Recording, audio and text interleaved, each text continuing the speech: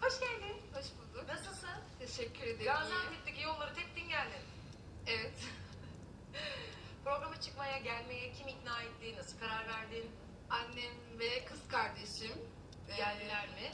gelmediler. Yalnız bıraktılar, ikna ettiler. Hep de öyledir değil mi? Kızı verirler, sen yola çıkarsın bir bakarsın arkada Kimse yok.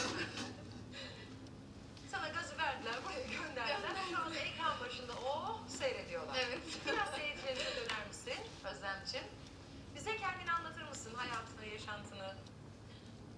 25 yaşındayım. Gaziantep'te yaşıyorum. Bir evlilik yaptım. 9 ay sürdü.